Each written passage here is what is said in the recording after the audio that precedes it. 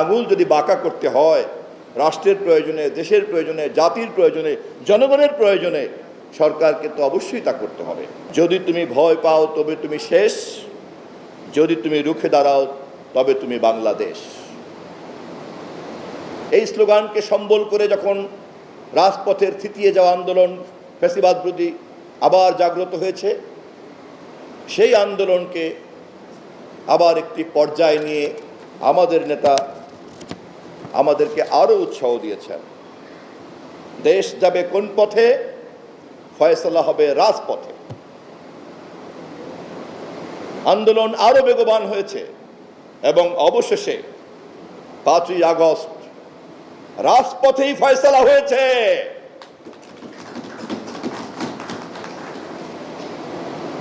এবং রাজপথে ফয়সালা হওয়ার দিন প্রমাণ হয়েছে।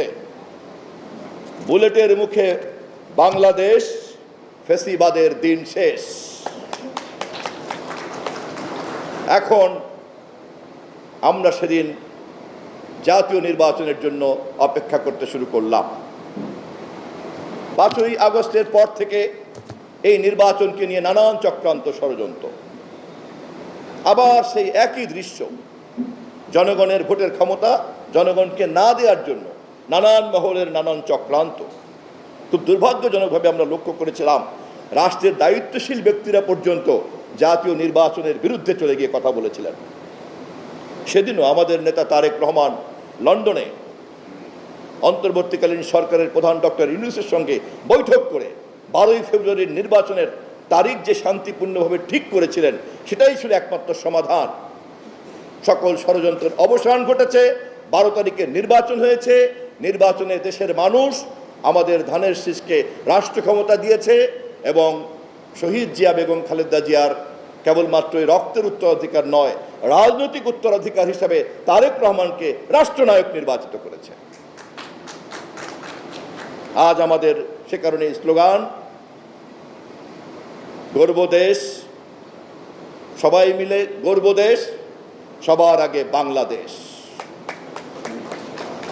ফ্যাসিবাদ উৎখাতের পর্ব শেষ, এখন আমাদের দেশ গড়ার পালা। যারা তখনও চক্রান্ত ষড়যন্ত্র করেছিল অথবা কেবলমাত্র কৈশোরের বিভ্রান্তিতে ছিল, তারা এখন দেশ গড়ার কাজে, গঠনমূলক কাজে তারা মন দিতে চায় না।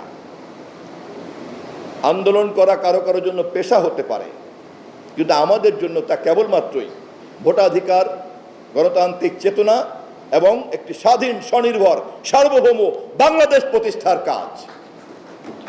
সেই আন্দোলনকে আমরা সমাপ্ত করেছি। অতএব এখন আমাদের কাজ হলো দেশ গড়ার দায়িত্ব। যারা সমস্যা তৈরি করবেন আমরা তাদের সঙ্গে গঠনমূলকভাবে সমাধানের চেষ্টা করব, কিন্তু আঙুল যদি বাঁকা করতে হয় রাষ্ট্রের প্রয়োজনে, দেশের প্রয়োজনে, জাতির প্রয়োজনে, জনগণের প্রয়োজনে, সরকারকে তো অবশ্যই তা করতে হবে। শেষ মুহূর্ত পর্যন্ত আমরা চেষ্টা করব শান্তিপূর্ণভাবে এই বিষয়গুলিকে সমাধান